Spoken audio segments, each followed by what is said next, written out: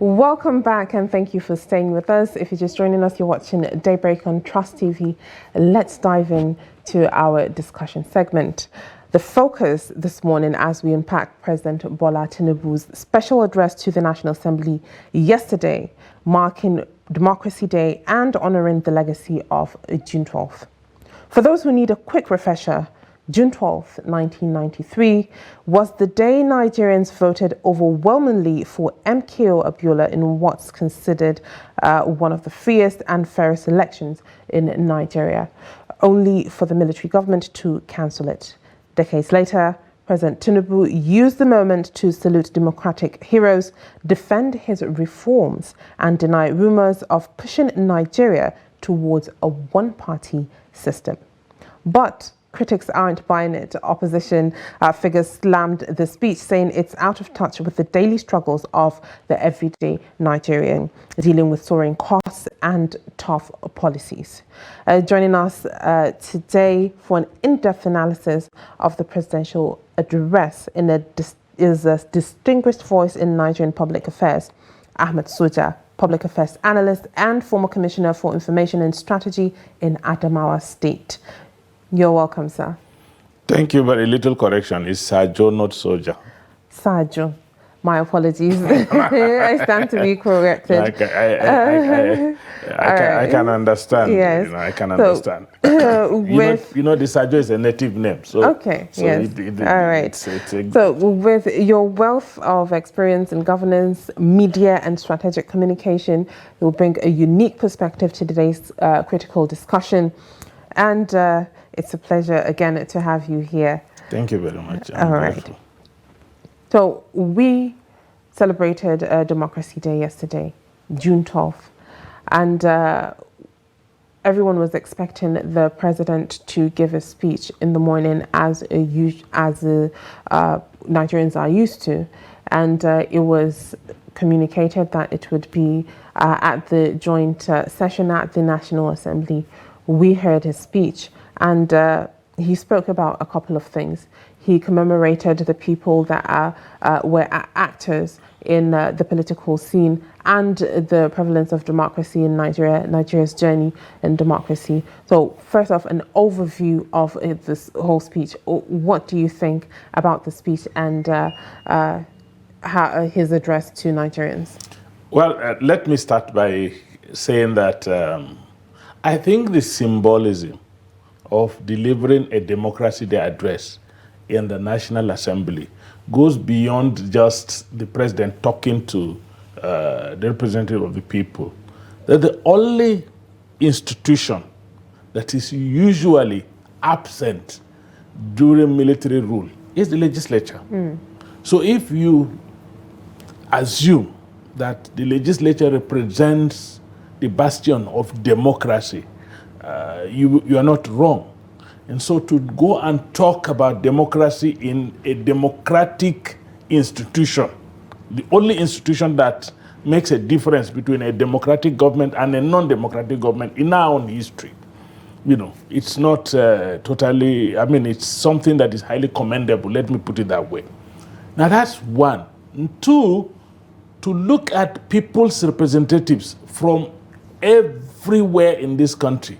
If the president decides to do a national broadcast, there's a likelihood that some of the leaders, elected leaders, for example, from the different, may not even pay attention to what he is saying.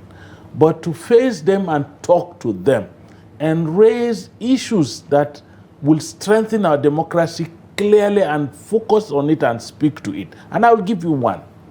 We're media people. One of the things the president said that is of utmost importance to me is that he is telling them that both himself, the legislature, and all stratas of leadership in this country must protect freedom of speech. Because if you are not free to say what is on your mind, if there were no freedom of speech, I cannot sit here while you are there asking me questions and I'm putting my opinion. Absolutely. If it were like, you know, the famous quote from a former leader of Africa, whether true or false, that there is always freedom of speech, but there's freedom after speech that he cannot guarantee. But President Bola Ahmed Tinubu said, I guarantee freedom of speech and I guarantee freedom after speech. But and he reminded them, and he was not talking to legislators only. He was talking to all leaders within the democratic space, that the moment you assume a leadership position, be prepared for adverse comments against you. It comes as a package. In Hausa, we say babajujine. They must heap some rubbish on you because you chose to dance on the stage. If you were on the floor, hidden behind other people, nobody would have seen you. So nobody will comment on the way you dance. But when you go on the stage where everybody is watching you, and then you dance, and then you say people should not comment as to whether you are dancing well or you're not dancing well, then you're not making sense to yourself. So this is one aspect of the speech that I am really, really thrilled about. But then with this particular note that the president made, that all leaders have to be open to criticism, do you believe that moving on forward, because with Nigeria's track record, leaders are not open to criticism and, being challenged in what they do, moving forward, do you believe that that would be taken with the way our leaders think and their actions as well? Do you believe that will be taken in a positive light and make sure that, yes, they do listen and hear the people in order for them to make sure that they deputize their duties as they should? At least they should. We should begin to learn from the president. There's nobody the president had ordered to be arrested for saying bad things about him. And they say quite a number of bad things about him. And he made it clear that if you know of anybody that has been arrested or locked up because he said something bad about me, point it out. Nobody. But I tell you, I come from Adamu state. In my state, one Umaru Jada, who popularly called Calculate, was arrested in a Gestapo manner at the airport, detained, and in fact, a magistrate gave one of the most ridiculous bail conditions, mentioning that only one individual could bail the guy. That is highly draconian. You could give, a judge can give conditions that the person that will bail him must meet a certain conditions, but he cannot mention name. Say only specific person can. They had to go to High Court to vacate that kind of. So these are the kind of draconian things that happen when politicians or political leaders become intolerant of what other people say to them or about them. So this is one. Then the other aspect that I found very funny but a masterstroke is the way the president responded to the accusation that he was building a one-party state. I was getting to that. Due to the fact that, as we've seen in the political scene, there's been a mass defection to the ruling party, and it is said that it is slowly draining other opposition parties, and then it's trying to, assume a one-party, atmosphere. And as before even today, the president has said that you're not trying to make it a one-party system. He noted that there is a need for competition, there is a need for options. What are your thoughts on that, due to the fact that other opposition parties are on their toes due to what is going on in the political scene? I don't think other political parties are on their toes. And I tell you, all the political parties, including even the APC, the parties, first, they are not developing a character. You could not tell me that Party A has this character. I tell you, in the Second Republic, when I was alive and active, I can say this for sure, that the UPN had a focus, free education, and that every UPN governor must establish a state university. What do you believe has drained that I'm coming. focus? Just let me tell you. Now, the PRP said if they are elected into government, they will celebrate May Day. And Kano and Kaduna started it before Shehu Shagari realized that it was a popular thing, and the whole country started celebrating. That is something that we got from PRP. You know, the MPN said agriculture and housing. Everywhere you go in Nigeria, there is a Shagari housing estate. These are distinct characters you could easily point out at.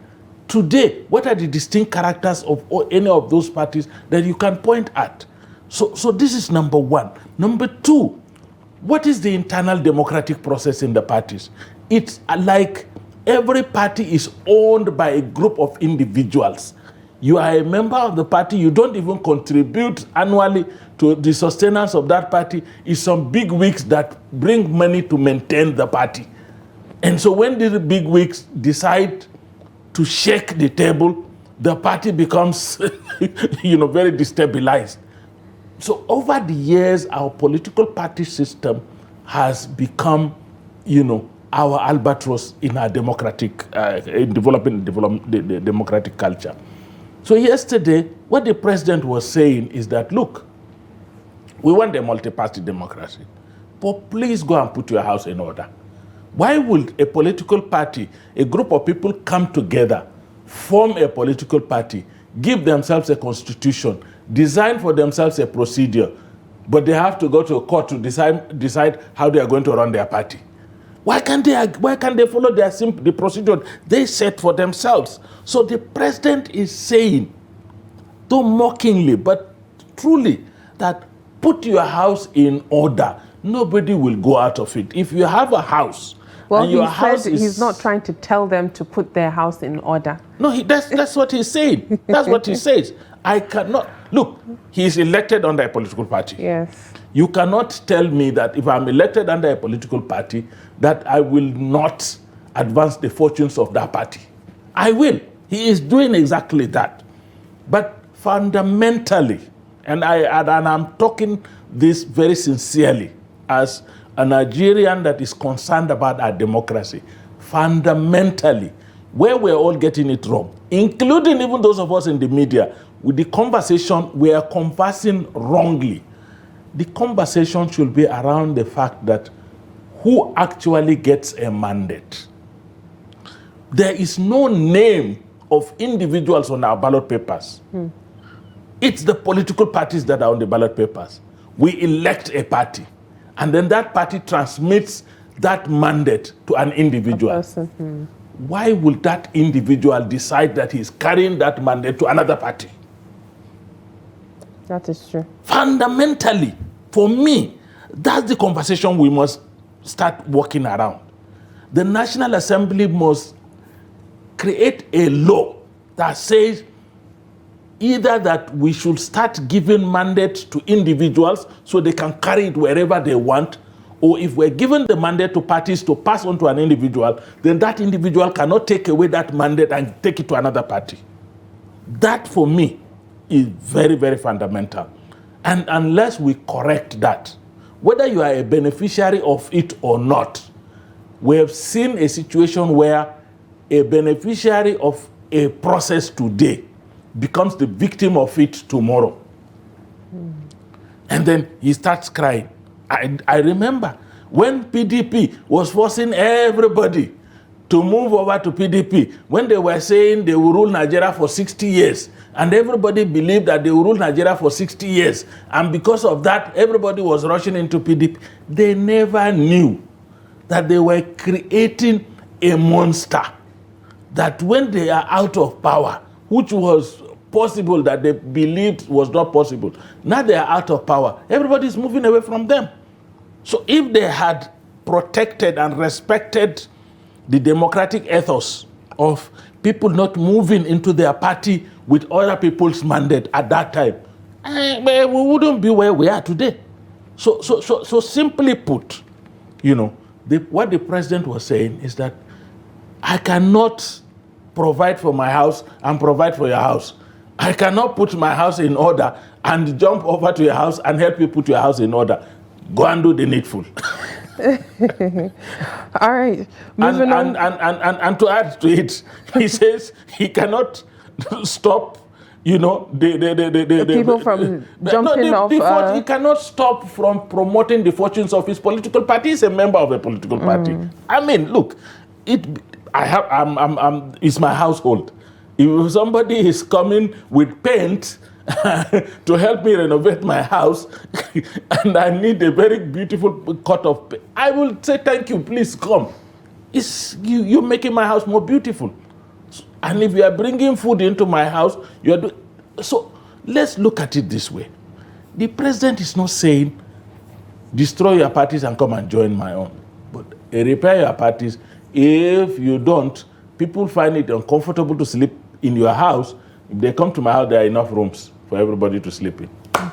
So moving on to a couple of things that were in the speech.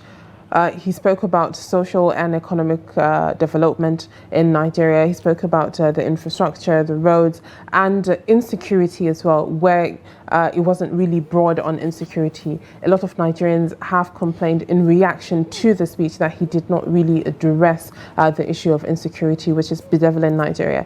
He said our highways are safer and they're employing new technology in order to train their personnel. But then at the end of the day, it is an immediate issue that needs immediate attention in order, to keep the people safe. It is said that an insecure state is a volatile state. But at the end of the day, people feel like that is not addressed sufficiently. What do you think about that?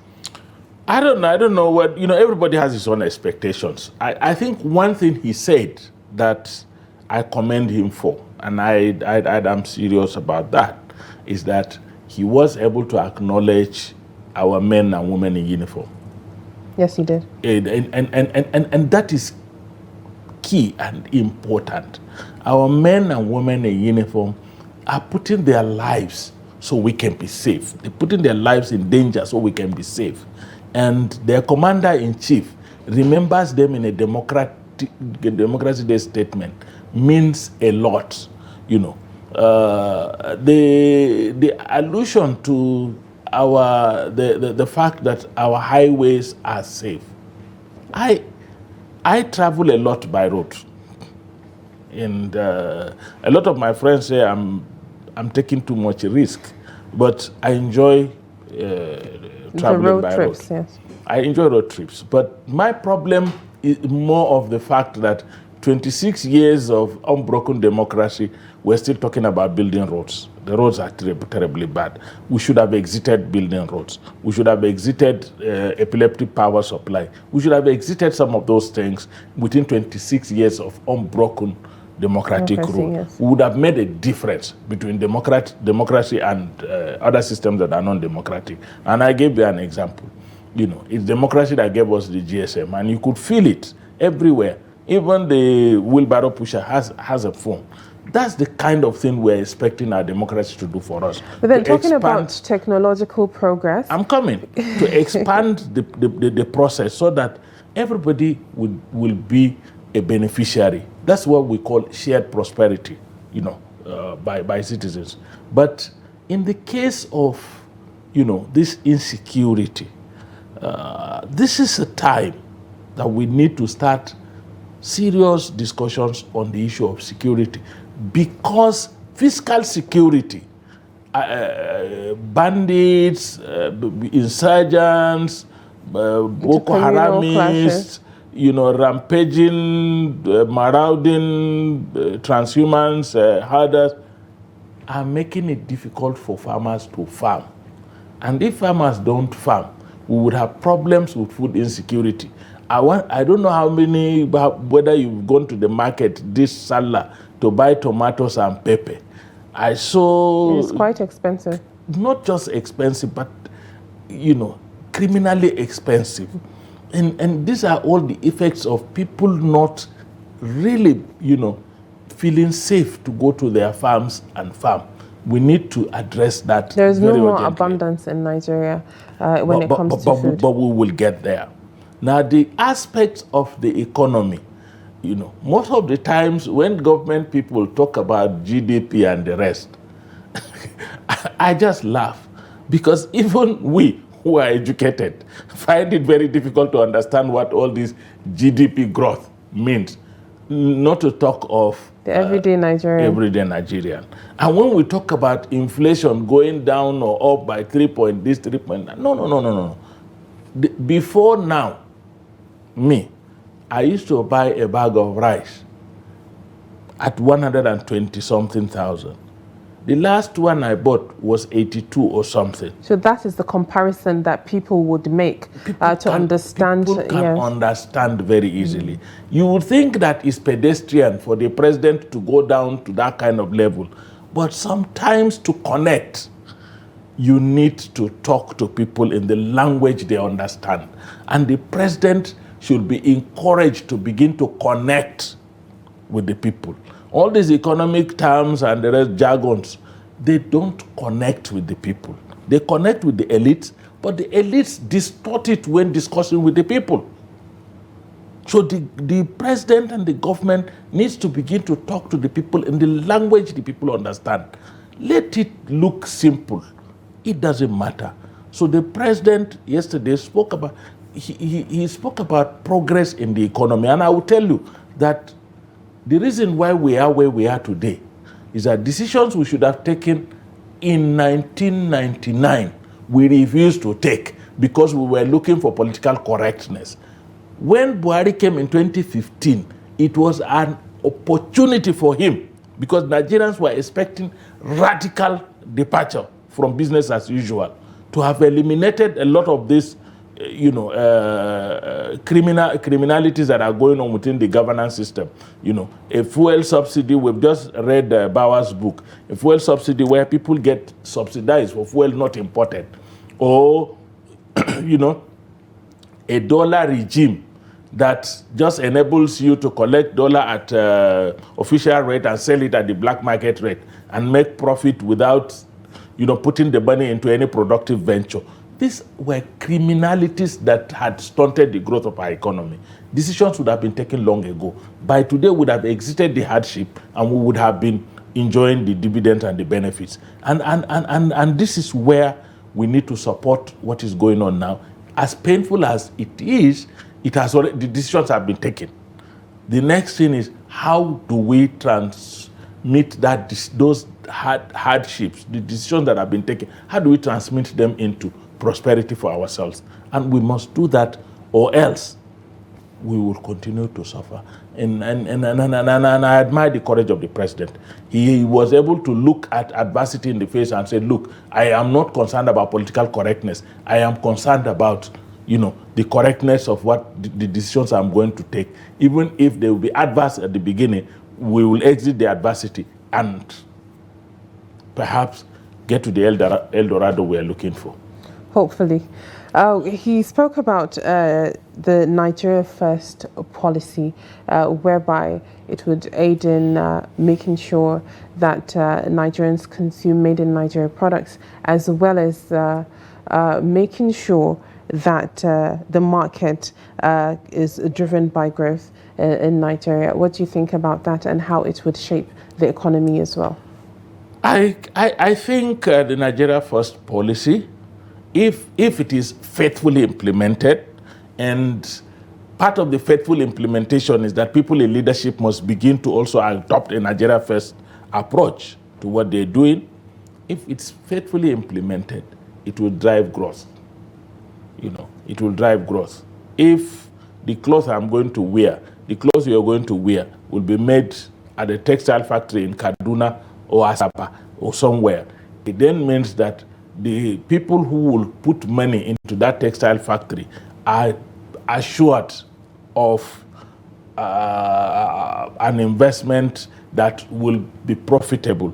And if they're assured of that, they will expand the business. And then, a productive engagement has a long chain, value chain, from the producer to the wholesaler, from the wholesaler to the retailer, and then all that, and in between there are other agents that benefit, the transporter.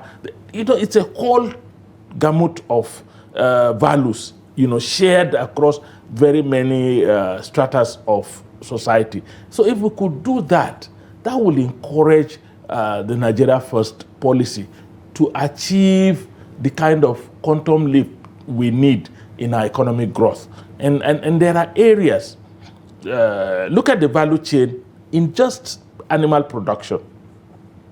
If you could have a central abattoir for Abuja, for example, and you are slaughtering maybe 1,000 cows a day, which is very little for the kind of population we have here, if you just create a drainage for the blood to gather in one place, that blood alone, when it's dried, it can be used as fertilizer, it can be used as dye, it can be used as animal feed, it can be used. So when you remove the waste in the intestines and you compost it, you can use it to produce biogas, and the biogas can provide electricity for the abattoir and surrounding areas. Not to talk of the meat, the skins that can be used to provide for a leather industry that is completely, on its own. So we have a lot if we are ready to do this Nigeria First policy. But let's say Nigeria First policy, okay, all our textile industries will be revived. And from now onward, every uniformed personnel in Nigeria must put uniform that is made in Nigeria. The textile factories will be given standard. This is the standard of military uniform. This is the standard of police uniform. This is the standard of custom, immigration, and all the civil defense uniform. Please produce to that standard. And these people must do. That will be Nigeria First. That will be of value. We will get our leather factory. This is the standard for producing boots for the army, for the police, for officers, for men. You understand? So Nigeria First policy is a very good policy, but it must be able to be driven in such a manner that, the value chain benefits the country and the citizens of the country. And I support the president absolutely, but that the leadership must also be Nigeria First. But then that is one question I would want to add to it, because when it comes to our healthcare system and our educational system, we have a habit, should I say, the people that can afford it have the habit of going elsewhere for medical care or taking their kids as well to other institutions outside Nigeria. Do you believe that the Nigeria First policy should be in the relation with that as well, our healthcare system, whereby you should stay in Nigeria and get the health treatment that is needed, which probably would translate to having better healthcare system, having better hospitals, facilities, and as making sure that the medical personnel are treated properly as well, and the schools as well, making sure that Nigerians stay in Nigerian schools, and that would help in ensuring that our educational system their standard is being driven up. Yeah, there are two things I want you to understand about what's happening. One, we don't learn lessons. 2020, COVID-19 came. Majority of the people that died 2020 during COVID, both celebrated and non-celebrated, were people who were going abroad. They had no medical record in Nigeria. It was very tough. Anytime they go to the hospital must have to start generating a record for them. And between the period that tests are being conducted and everything, the medical, whether he had this, he had that, by the time they conclude that the ailment had gone worse. So it is even in our own interest to develop our medical system to a level where we all have our medical records here. So when you walk into the hospital that you are used to going to, they just pick out your file. There's a record of your ailments, and you'll be treated better. That's one. So we need to improve the quality and standard of our medical care and the quality and standard of our medical personnel, and of course their welfare and remuneration. That's one. And then secondly, we need to make medical care affordable for a broad section of people, because medical development in medical science improves with practice, just like every other thing. It improves with practice. So if we have good medical facilities with very good doctors that are treating as many people as possible, the experience and knowledge and capacity of the medical personnel in those hospitals will also be increasing daily because of the manners that they handle other patients. So we're not really being honest to ourselves or sincere to ourselves by just running away outside and empowering medical personnel outside to gain more knowledge about ailments that are homegrown here that we could. So I believe that we need to do that, and I've seen 1 or 2 hospitals now, specialized hospitals that are springing. I just hope that former Vice President Yemi Oshibanjo had his entire treatment in a hospital in Lagos when he was Vice President, and we hope that all other leaders should copy that. But in the case of our education system, I really feel pained, because you see, what the Nigerian ruling elite are doing to this country is a serious disservice by instituting 2 different types of educational systems, one for the rich and one for the poor. We're developing an elite class with different thinking. And by the time they get into leadership positions, they may not be able to align their thinking to push the country forward. And the only thing that is common to all those that go to school in this country today is the desire to steal from our commonwealth. The children of the poor, they want to steal so as to cover up for the deprivation they suffered while growing up. The children of the rich want to steal so as to maintain the pampered lifestyle that they have lived. I think we need to change that. That's number one. Number two, we also have to be very careful. Education is universal. When they say a university is not just a name. It connotes the universality of knowledge. And so we need also people who will study outside, not because they are not able to study in-house, but that we need to bring education, knowledge, cultures outside to mix with our own, because there may be gaps in the way we teach ourselves. And those gaps need to be filled by people who have gone to study outside. Sometimes you will discover that one little, challenge you have within a system can easily be knocked out by somebody who has gone outside and had seen how that challenge had been overcome by people outside. And that increases our knowledge, especially in the professions. So we need more people to be professionally competent and trained both within the country and outside the country. That should not look like, but for people who are in government, who carry their children outside and look the other way around when the system internally is being destroyed, I feel very sad. Take, for example, the people who are responsible for registering private schools in Nigeria. How can you register a 3-bedroom building with no playground and call it a school? How can a school exist without a playground? But we do it because we look the other way around. Why will teachers in public schools send their children to private schools? Is that not an admission that we're not teaching these other children properly?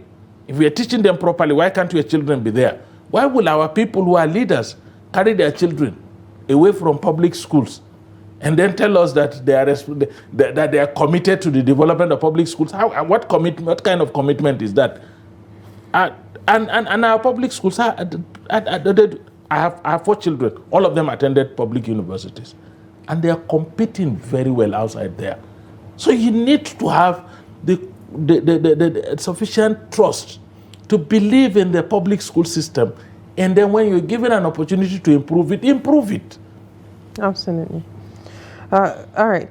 I'd like to talk about the conferred posthumous national honors, because he, gave some honors to, I would say, a lot of people. But he conferred a posthumous national honors to a couple of people, like the former late President Shehu Musa Yar'Adua, to Dr. Beko Ransome Kuti, and a couple of other people, as well as conferring honors to, people that are still alive, like Wole Soyinka, Professor Olatunji Dare, as well as conferring national honors to, the leaders of the Ogoni Nine, as well as, the Senate President and the Deputy Senate President, as well as the Speaker and Deputy Speaker. So what do you think about that in, disputing those honors? Well, first, let me correct one impression. Shehu Musa Yar'Adua was never president. It was Umar Musa Yar'Adua. Yes, pardon my mistake, yes. But Shehu Musa Yar'Adua was a foremost Democrat. He really played a role in our democratic journey. And I do remember there was one aspect of Shehu Musa Yar'Adua that I still remember. When Abiola's election was annulled and Abiola called for a protest, and Shehu Musa Yar'Adua said, yes, I agree, we're going to protest. But the front line in the protest march would be occupied by myself, yourself, Anene, Atiku, King Kibe. He mentioned all the big wigs and said we should hold our hands and be in front so that in case the military government sends anyone troops to come and crush the protest, we would be the first casualties. And a lot of the leaders were like, no, that is not what we bargained for. And remember, some of them turned around and even went and took offices in the military. But he was a foremost defender of democracy, and he, in fact, a lot of the Democrats today, or beneficiaries of the democracy today, were his, proteges, people that he brought up within the democratic space. I can say for sure that without Shehu Musa Yar'Adua, there will have been no Atiku Abubakar politically. So he deserves to be recognized. There are others who actually campaigned for this democracy. There were people who lost their lives. Kudirat was shot and killed in broad daylight. Parewane was denied medication until he lost his life. There were some of those people that were genuinely heroes of the struggle. And I am surprised, but I'm pleasantly surprised that the president remembered even people that were down below, like Imai Zuezu, who was a student leader, who was our comrade, colleague, and friend at that time. People like Bagauda Kalto. These were really genuinely people who struggled for this democracy, and I commend the president for doing that. The Ogoni Nine will continue to be controversial, but again, it's a good thing that the president used this opportunity to close that chapter and probably, advance the cause of healing. When you want to bring a polity together, you have to discover where the wounds exist and heal them. We hope that this will serve as a healing process. Now, those who are alive should thank God that God spared their lives up to this moment, and we hope that it will promote the best interests of the country. The presiding officers of the National Assembly, well, I congratulate them, but I have a question mark. And the National Assembly is made up in such a way that the presiding officer is first among equals. I am wondering, assuming the Senate and the House of Reps decide to change their leadership, will the new people also be conferred? And assuming they all want to attain this conferment of such high national honors, will they now begin to say, look, let's have a lineup of all our senators, and then every day we change the president so the new person can be conferred with national honors? These are possibilities. They may look funny, but these are possibilities. If they change leadership tomorrow, will they be conferred? So I think automatic confirmation of national honors on presiding officers of National Assembly, for me, is not, should be done with caution. Because the presiding officer is just a first among equals. He's not in any way any special. He's also elected from a tiny constituency like all the others. It's just by providence that the others have elected him to preside. All right, with Nigeria on its journey on the democratic path, with 26 years under its belt, and President Bola Tinubu just reaching the 2-year mark, with all that he said, your own perspective, do you believe that there's more coming in the next 2 years of his, his stay in office? And what are your hopes for Nigeria as well? Well, the first thing is that I will start from the most difficult. The most difficult is the economic trajectory that the president has laid the country on. I think now that we have already absorbed the pain in a typical resilient manner, I think we should now begin to explore where the gains are and consolidate on them. If we do not consolidate on the gains, then the pains would have been for nothing. And I think this is where we need to work much harder to see whether we can exit the pains and arrive at the gains. And if it's very important, and anyone who can help assist to achieve that should be able to do so. And that the Nigeria First policy is a very important policy. We must make sure that it works. And even if we feel that our leadership are not, doing much to promote the Nigeria First thing at different levels, at national, subnational, and lower levels, or the legislatures and the rest. But we have a duty to promote our Nigeria First, because first and foremost, we are promoting our own brothers. When you buy made in Aba, you are encouraging the market person, the producer in Aba, you are encouraging the market person in Aba. So even for our own self, we should promote the Nigeria First policy so we can grow our economy and grow ourselves. And of course, we must be more productive. There is a lot of layabout in this country. I'll be very honest with you. If you see the number of young people that flock the cities to just shout, say Kai, it doesn't speak well of our country. If you see the number of people that are riding motorcycles and keke, and then you know that there is greater wealth on the land out there, and they are rejecting.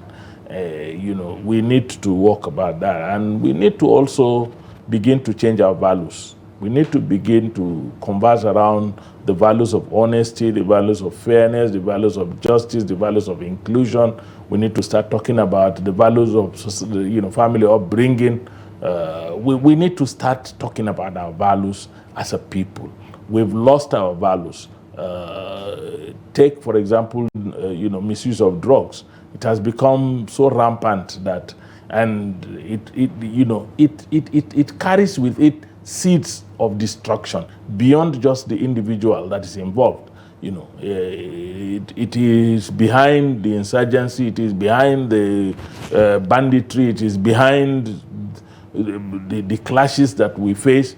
The misuse of drugs is also behind so many other, bad things that we do. So I think we need to work very seriously about our values as a people.